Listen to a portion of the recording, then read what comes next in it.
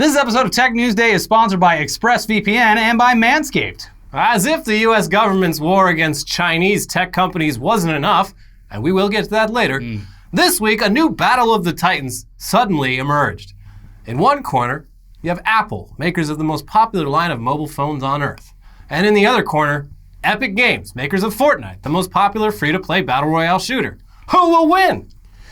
Well, looks like that might be up to the courts to decide, actually. But for now, let's just break down how we got here. No. They're going to step into their Jaegers. They're going to go out into the Pacific Ocean, and Tim Apple and Tim Epic. The two Tims. They're going to get There can only be one Tim. Yeah, and they're going to wrestle it out, and somehow Hawaii's going to get destroyed. Yeah. But we'll see who wins. But anyways, as you're probably aware, Apple collects a 30% fee on all in-app transactions that happen in their phones.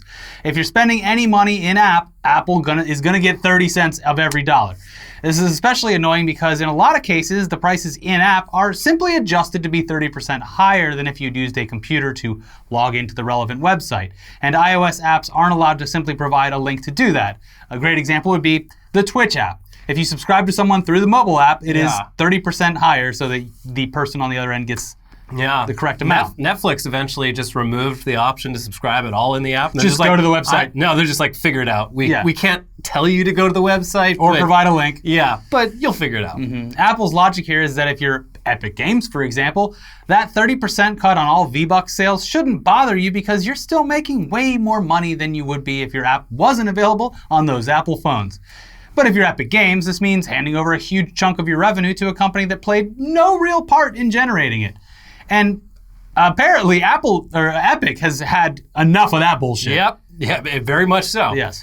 And as you'll recall, Epic Games sidestepped this exact same issue with Google and their 30% cut by simply sidestepping the Google Play Store entirely back in 2018, requiring players to download a launcher directly from Epic's website. Or buy a Samsung phone. On Android phones, it's actually pretty easy to run non-Google Play apps. That is not the case for Apple, though. But anyway, back in April of this year, not that long ago, Epic finally just put Fortnite on the Google Play Store, though it was still also available to download directly. But apparently, a lot of parents are like, Android says this is a virus. They say this is dangerous. I don't know. This is also the whole deal with any Amazon product that isn't just the Amazon app. Yeah. You have to go download an APK and load it onto your phone. I don't know if that's still the case, but yeah, that's what I had to do back in the day. Yeah. Anyway, as of now, though, Fortnite has been removed from both the iOS App Store and the Google Play Store, and here's why. Yeah, on Thursday morning, Epic announced the Fortnite Mega Drop, a permanent discount of up to 20% on all V-Bucks and real money offers in-game. It includes both iOS and Android. Now, here's how it looks on an iPhone. How do you want to pay? Apple App Store, $9.99, regular price. Epic Direct Payment, $7.99, discount price. Now, when faced with this very tough, very challenging offer. Which one do I want? Obviously, people are going to go with the cheaper option here, which on Epic's end actually works out to more money. A 20% discount, I am not very good at math, but I still think that's a bit better than the 30% Apple tax that they had to pay. Yeah. And obviously, this is a blatant violation of the Apple App Store's terms of service and Android's terms of service as well. Yeah. Obviously, Apple retaliated to this, and Epic knew that they would. The whole thing was choreographed. It was very well planned and executed perfectly. Everything happened like robotically. Things were triggered, things happened, and it all happened in a very timely and efficient manner. Yep. Tim Cook didn't see what was coming. So not long after Fortnite started offering the Epic Direct Payment option, Apple went ahead and, of course, kicked Fortnite off the App Store for violating the TOS. And then Epic immediately issued a lawsuit against Apple that they've definitely had ready to go for a while, accusing Apple of anti-competitive practices. They also released this CGI video short, which a lot of people, especially Fortnite's player base, are probably too young to fully understand. But it's basically a shot-for-shot remake of an iconic Apple ad from back in 1984. And Epic Games' lawsuit actually explains things further. Here you go. In 1984, the fledgling Apple computer company released the Macintosh, the first mass-market consumer-friendly home computer. The product launch was announced with a breathtaking advertisement evoking George Orwell's 1984 that cast Apple as a beneficial, revolutionary force breaking IBM's monopoly over the computing technology market. Apple's founder, Steve Jobs, introduced the first showing of the 1984 advertisement by explaining, "It appears IBM wants it all. Apple is perceived to be the only hope to offer IBM a run for its money. Will Big Blue dominate the entire computer industry? The entire information age? Was George Orwell right about 1984? Well, fast forward to 2020, and Apple has become what it once railed against, the behemoth seeking to control markets, block competition, and stifle innovation. Apple is bigger, more powerful, more entrenched, and more pernicious than the monopolists of yesteryear. At a market cap of nearly $2 trillion, Apple's size and reach far exceeds that of any technology monopolist in history." And look, we're not lawyers, obviously, but based on a quick read through this lawsuit's text, and it was very, very clearly written to be readable by non-lawyers. Yeah. What Epic seems to want is for Apple to be forced by the courts to allow third-party app marketplaces on iOS devices, claiming that Apple's App Store monopoly harms users and stifles innovation. Those are the two key words you need to get in there for an antitrust thing to happen. Mm-hmm. And they've got a lot of valid points. This has the potential to be a groundbreaking case, especially with U.S. lawmakers right now actively going after the big four tech companies for antitrust concerns, as you're aware. But until this is settled, and it could be a long time, iPhone users just can't play Fortnite. Throw that phone in the trash. Sorry. This, of course, means that Epic Games is going to be missing out on a lot of revenue for potentially a very long time. So that indicates they're probably pretty confident in their case here, working out in their favor. It is a gamble, but they would not be doing this unless they figured they had a pretty good shot at winning. It also sounds like Spotify might be teaming up with them on this. Yeah, there's going to be Spotify's been talking about doing something like this for a while. It'll be a veritable gangbang on Apple. Yeah. And the end result is probably going to be a good result. Now, having said that, a lot of people's worries are justified. I mean, Tencent does have a decent stake in Epic Games, so it is kind of a Chinese company attacking an American company, but I don't know. It's nevertheless going to be fun to watch go through the courts and see just how this affects everything else. Yeah, the key thing to realize with this and with everything we talk about on this show is there are no good guys. No. You don't really have to pick a side in this thing. Yeah, exactly. Apple's terrible. Epic Games, terrible. So, yeah, I mean... It's just something to do. Yeah. We get to watch something. We're all at home doing nothing. Now we get to watch two giant tech companies fight it out. And the only thing I do feel bad for are the parents of these young iPhone users who just, their kids, all right, Dad, I finally finished my stay-at-home homework, which is just all work now. Yeah. Can I please have the phone? I just want to play some Fortnite with my friends. Sure, here you go. No! Yeah, I mean, it's got to be rough to be a kid right now. Yeah. Got to be rough to be one of those Fortnite dorks. They'll find a way. They always do. They do. So, I don't know. We'll definitely be keeping you up to date on this saga as it unfolds. But it just all happened today within the span of 4 hours. Yeah. So, there is sure to be plenty more to come. But let's revisit last week's top story for a second. The Trump administration versus TikTok. Before we even had a chance to make last week's video go live, it was already outdated because on the night of August 6th, the president issued not one, but two executive orders. And the first one, unsurprisingly, said of TikTok, TikTok automatically captures vast swaths of information from its users, including internet and other network activity information, such as location data and browsing and search histories. This data collection threatens to allow the Chinese Communist Party access to Americans' personal and proprietary information, potentially allowing China to track locations of federal employees and contractors, build dossiers of personal information for blackmail, and conduct corporate espionage. So with that as its basis, the order states that starting September 20th, all transactions between Americans and TikTok's parent company ByteDance are prohibited. Banned. Yes. So yeah, it's basically a formalized version of what they've been saying was going to be happening. This still allows for a very limited window during which a U.S. company could purchase TikTok or part of TikTok from ByteDance.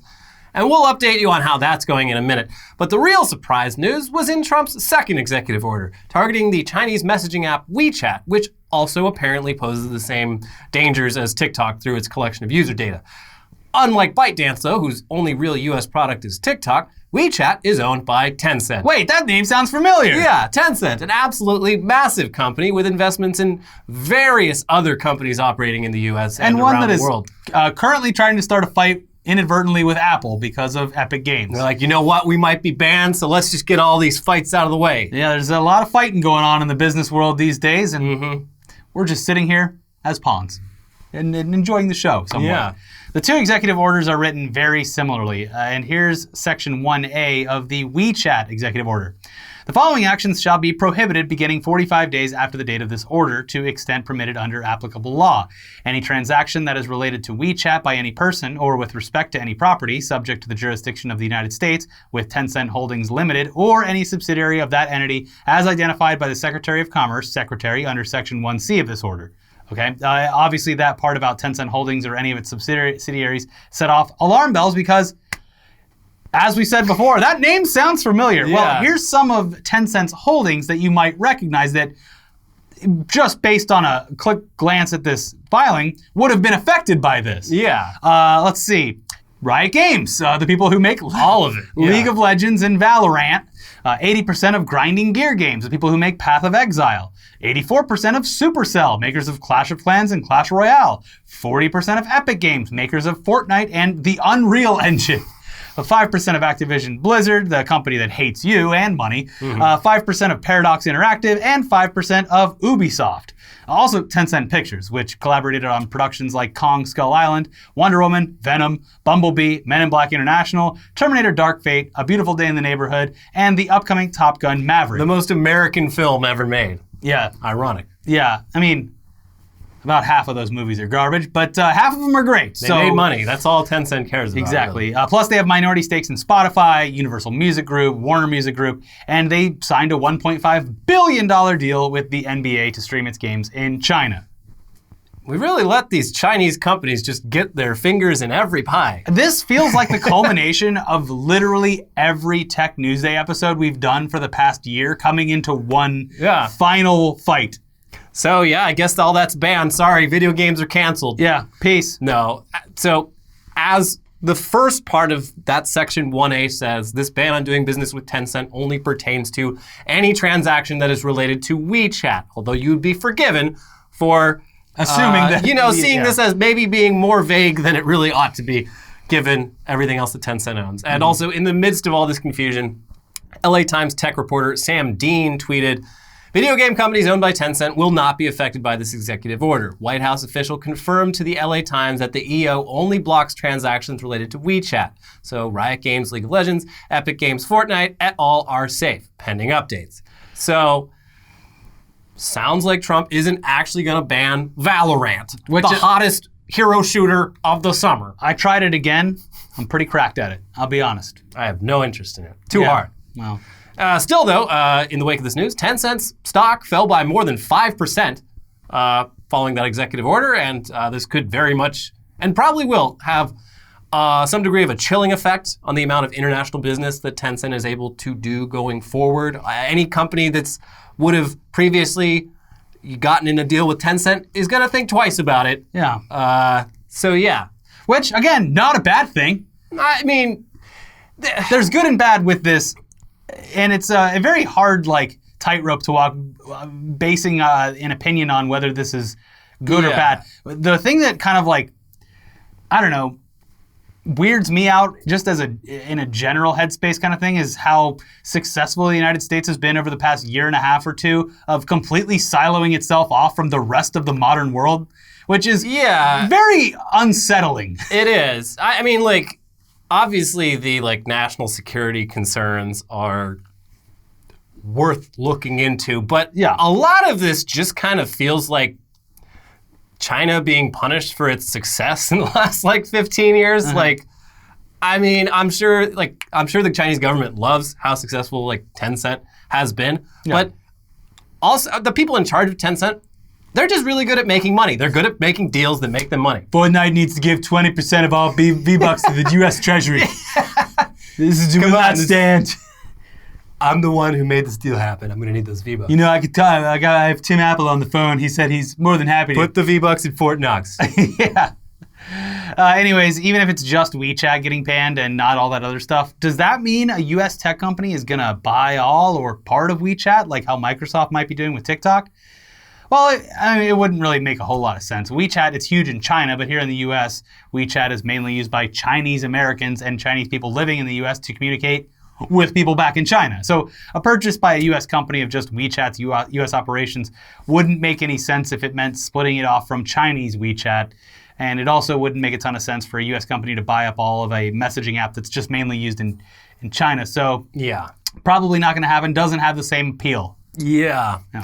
So yeah, the big question in all of this is, of course, can President Trump even actually do any of this? And the short answer is yes. The slightly longer answer is that you should just go watch this video by LegalEagle and this video by Hoeg Law for a more in-depth rundown of why the answer is yes, as explained by actual lawyers. Yes. And the even longer answer is that yes, Trump can do it, but also TikTok and Tencent are probably almost certainly going to challenge it in court. And it sounds like they have a decent shot at getting these executive orders at the very least delayed or toned down a bit. Yeah. The day after the executive orders were announced, TikTok announced they were, of course, putting together a lawsuit against the Trump administration, arguing that the executive order is unconstitutional and that the national security justification for the order is baseless. But it's still going to be a big fight. TikTok could still lose. Mm-hmm. Yeah. But also the president does have pretty wide-ranging authority on shit like this. Yeah. Especially because they declared a national emergency last year about Chinese tech, and this was when the 5G stuff was happening. And so once you declare a national emergency, it's very easy for the president to do kind of whatever he wants, especially if it's related to international affairs. Yeah, well, he's already he's putting up fences around the White House, and also that shungite rock. He's got it all over the property so that the 5G can't touch him. Yep. That's why he was banned from Twitch. They said it was because of hateful speech, but it was him talking about the shungite or whatever. So I don't know what that is. It's these stones that block the 5G. These stones that block the 5G rays or whatever. Sounds like a great grift. I wish them the best of luck selling those stones. They're just little pyramids they sell on Amazon for like $40 each. Nice. Yeah, it's good grift. Bet I could order some from China for about half that much. Yes, this works. And flip them. Yeah. Also, if you put it in a foot bath, it'll get all the toxins out of your feet. Yeah. Anyways, will this all have unintended consequences? Yeah, probably. Yep. Just as China does a lot of business in the U.S. does a lot of business in China. And China could retaliate in any number of ways that affect U.S. companies' ability to manufacture products over there and sell them over there too. So they're not likely to take this lying down. And even without the Chinese government involvement, this could be bad news for Apple and Google's sales in China if their phones and operating systems are no longer allowed to offer the most popular Chinese mobile messaging app. Yeah. Oops. Especially, with Google, the Android operating system, it's Google, but they don't have as much direct control over it. I'm sure they could probably get away with Huawei or with someone else just buying a license for it and then them doing it. No, we made Duo. Yeah. Everybody loves Duo, right? But Apple's kind of fucked.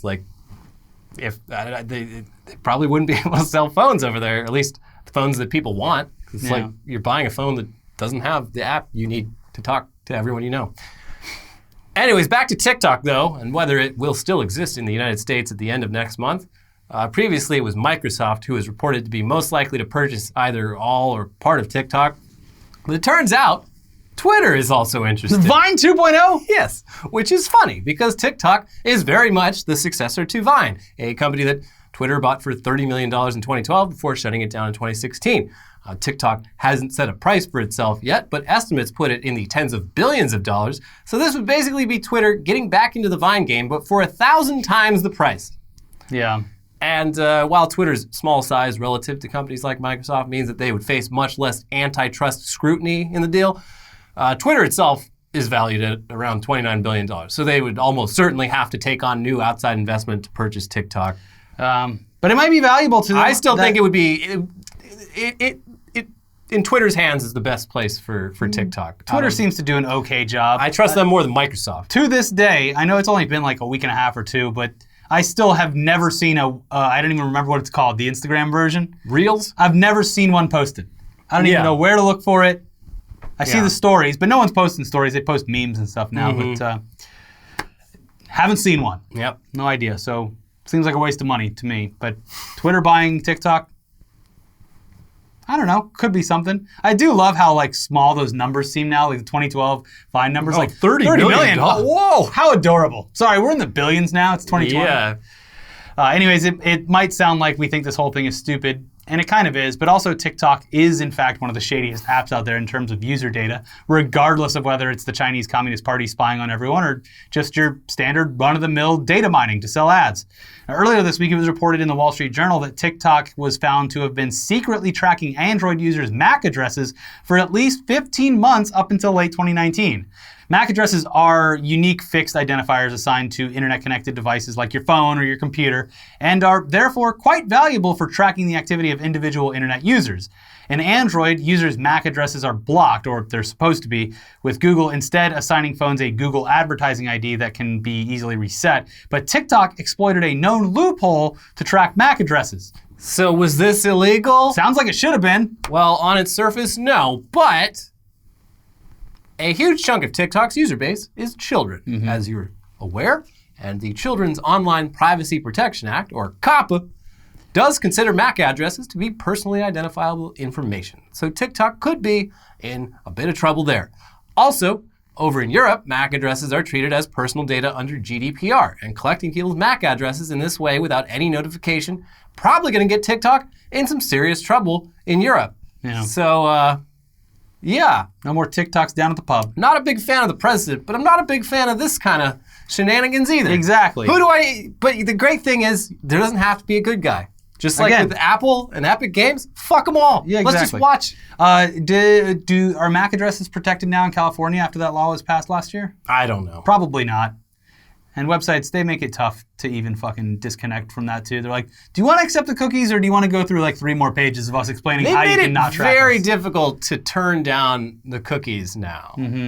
Yeah, it's weird. Yeah. Anyways, before we get in the rest of this week's news, this episode is sponsored by ExpressVPN. When you use the bathroom, you always close the door behind you, right? These days, I mean, you're at your own house. But let's say, for instance, that there wasn't a pandemic. A public bathroom. You want to have some privacy. You don't want random passersby looking in on you and whatever size genitalia you have. So why would you let people look in on what you're doing when you go online? Using the internet without ExpressVPN is like going to the bathroom without closing the door. Disgusting. Yeah. We don't want your stink out Nobody here. wants to know if you have a wet or a dry ass P word. Did you know that your internet service provider knows every single website you visit? And what's worse is they can sell this information to ad companies and tech giants who will use your data to target you. ExpressVPN puts a big old stop to this. It creates a secure, encrypted tunnel between your device and the internet so that your online activity can't be seen by anyone. We use ExpressVPN on all our devices. It works on everything, phones, laptops, even routers, so everyone who shares your Wi-Fi can still be protected even if they don't have ExpressVPN. The best part is using ExpressVPN is as easy as closing that bathroom door. You just fire up the app, you click one button, and you're protected. ExpressVPN is the world's #1 rated VPN by CNET, Wired, The Verge, and countless others. So if you're like us and you believe your online activity is your business, secure yourself by visiting expressvpn.com/newsday today. Use our exclusive link, expressvpn.com/newsday, and you can get an extra 3 months free. That is expressvpn.com/newsday. And this episode is sponsored by Manscaped. 2020 has been the year of things happening that are completely out of your control, but there is one thing you can control, and that's shaving your bush with help from Manscaped's Lawnmower 3.0. Boom! A premium electric trimmer that'll give your body the confidence boost that it's been begging for. The Lawnmower's ceramic blade and skin-safe technology are designed to reduce nicks or tugs on your fellas down low. The Lawnmower 3.0 is also waterproof, and it comes with an LED light so you can manscape in the shower or in the dark or in a dark shower. Whatever floats your boat. They also just released their Shears 2.0 nail kit, which is the perfect add-on to the Lawnmower 3.0. I love this kit. That's great. The Shears 2.0 is a luxury 4-piece nail kit featuring tempered stainless steel tools, and it includes tip tweezers, rounded point scissors, fingernail clippers, and a medium grit nail file. The Shears 2.0 nail kit allows you to pluck your eyebrows and trim your nails in style. Before this thing, I don't even know where. I know I have some clippers and some tweezers. No idea where they are. Guess what?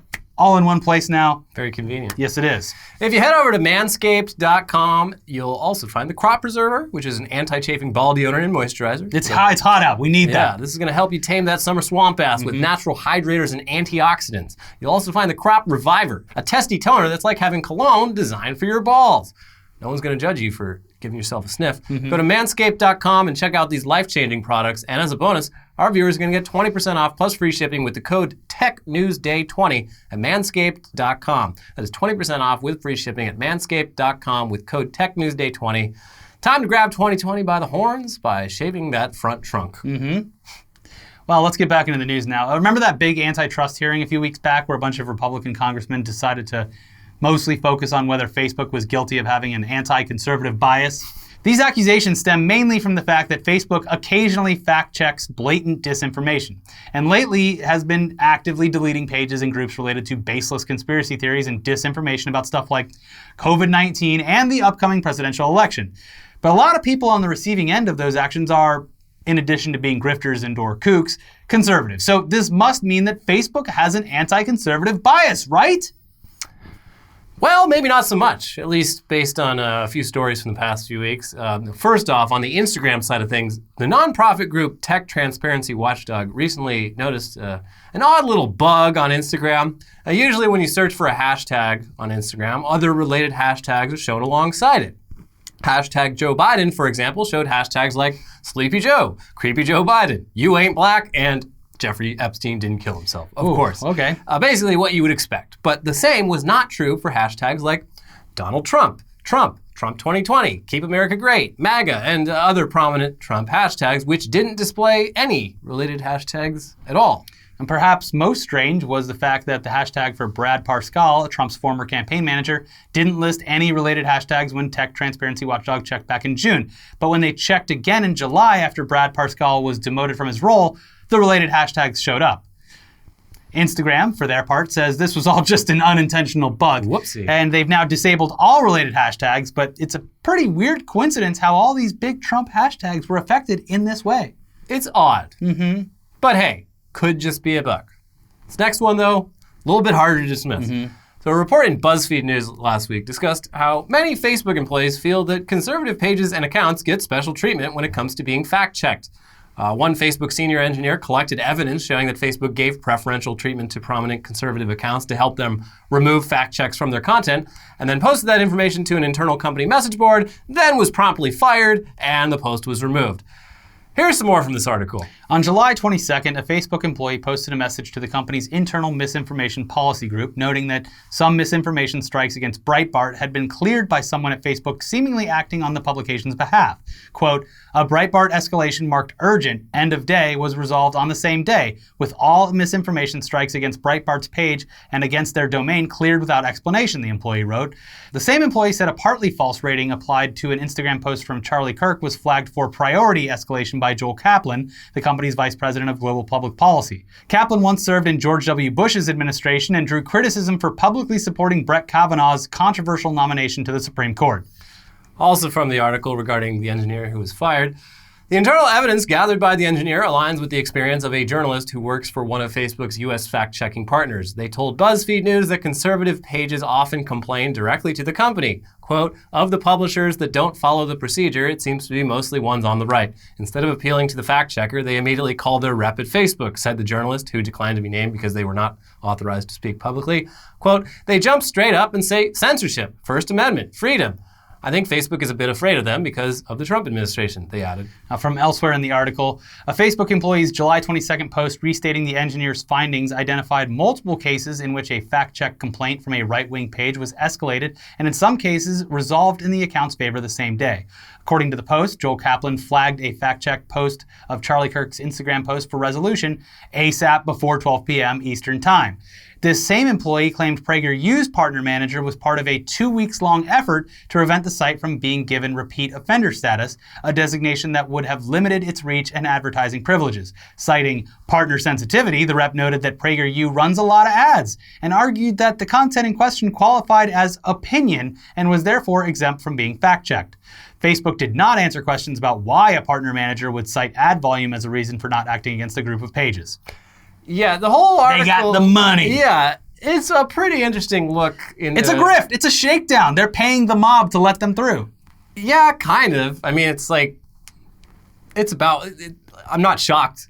No, at all. absolutely not. Like, this is how you would assume it works. It's just funny hearing, all the time, like, Facebook really hates conservatives. It's like, all Facebook cares about is money. Yeah. And conservatives spend a lot of money on there. So they do not hate conservatives. No, and it's been proven more times than just this that they have a conservative bias when it comes to fact-checking or allowing things through. The whole article's good. You can read it down below. It pretty thoroughly presents their whole fact-checking thing as being very different than the way like Republican Congress members have described things in their hearings with Facebook executives. But that's the thing too, is it's like when they pull this shit up in those meetings, they're,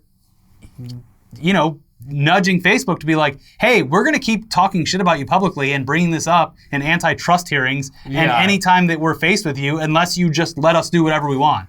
Yeah.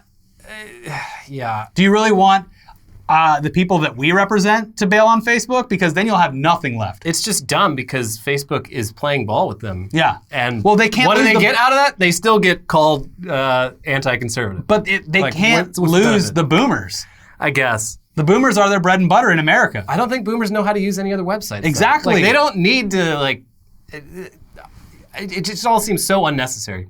Yeah. Anyway, there's also a pretty good NBC News report about this whole thing. Both those links are down below. But yeah, basically it sounds like Facebook is so terrified of being accused of being anti-conservative that they go above and beyond to be accommodating to conservative pages, which is, it's dumb, because in the end they're still being constantly accused of being biased against conservatives, even when they're simply labeling lies as lies.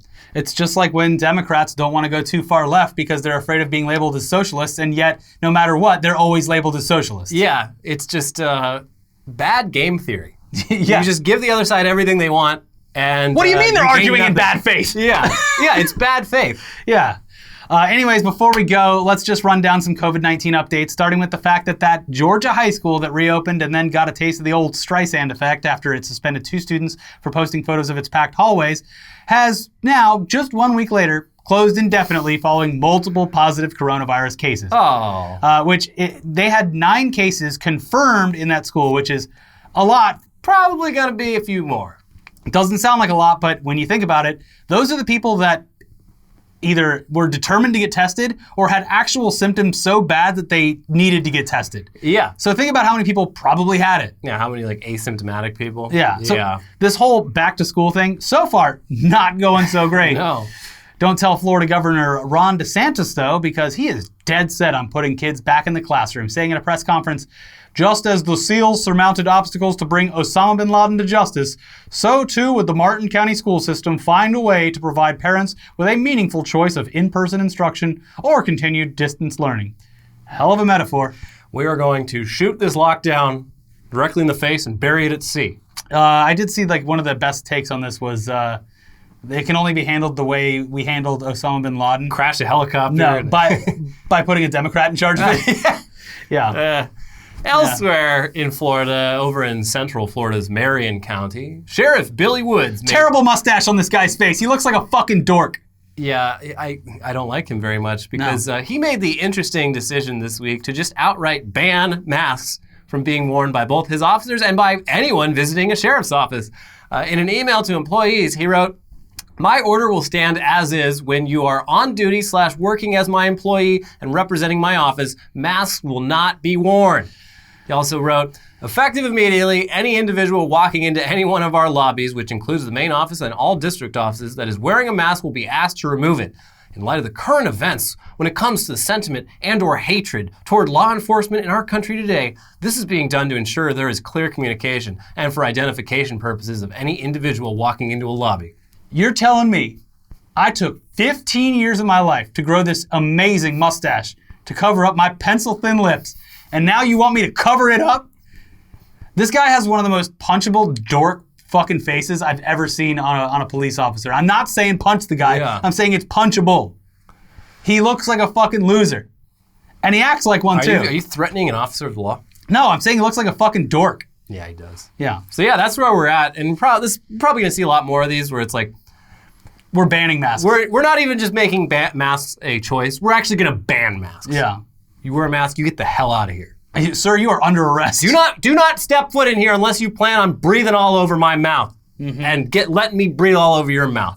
Obviously, this is America. We breathe in each other's mouths, damn it. I do not need a mask because my mustache filters all of the potential bacteria that would be coming in. Yeah, my mustache is quite useful. When I eat my dinner, I go into the ocean, I swim in the krill, and it filters out the salt water. Yeah. I get the microscopic organisms. Yeah. I'm a healthy man. Yeah. Anyways, yeah, I expect nothing less out of Florida, but here we are. Anyways, this past week also brought multiple reports of anti-mask people beating the shit out of other people who just decided that they didn't want to wear a mask or told people to wear masks or anything in between. Now, this one's a bit crazy. I didn't even know this theme park existed. Yeah, I know. At a Sesame Place theme park in Pennsylvania, which is based off of Sesame Street and looks like Sesame Street. A theme park for little kids. Yeah, a 17-year-old park employee was attacked by a man and woman after telling them they were required to wear a mask, leaving him with a broken jaw and multiple shattered teeth. Cool. In front of fucking Elmo. Yeah, and presumably these people's kids. Yeah. This is not a place you would go to like really as an adult unless you're like really into Sesame Street. Yeah. Yeah. Up in Washington, a 72-year-old man sitting in a hotel lobby made a comment about a woman not wearing a mask, and that woman's boyfriend punched him in the head multiple times, breaking his jaw, damaging his eye, and knocking him unconscious. Cool. Not really a peaceful protest from these anti-maskers. No. In Baton Rouge, a 17-year-old girl working at a Chili's as a hostess tried to enforce the restaurant's policy of no more than 6 customers to a table. And a group of 13 customers got so mad over this that they attacked her, forcing her to go to the emergency room and get stitches over her eye. Yeah, it's mask off for the anti-maskers, that's for sure. Where is Ian Miles Chong on this? Malaysia. Oh yeah, that's right. He's never even been to the United States. Never stepped foot in the U.S., but he's got some strong opinions about it. He sure does. Anyway, no Phil this week. Phil got a job, so... Yeah, son of a bitch! But yeah, he's going to try to keep doing segments for us. It's going to be a little trickier. But we'll make it work. Yeah. So he needed a week off, though. He did. All that rage. When you're entering a new job, you don't want to go to it with all the rage that you've built up being on this show for months. Yeah, you want a clean slate. You want a juice cleanse. No, actually, I'm a nice person. Yeah. I'm a good guy. You can ask me to do things, and I'm not going to pull out the red yarn. No. Anyways, that's it for today's episode. Please check out our most recent episodes over here, and we'll be back soon for an episode of News Dump and some weekly weird news. Until then, please stay out of the sun. Yep. It is boiling in here. Too much. Yes. Bye. Bye.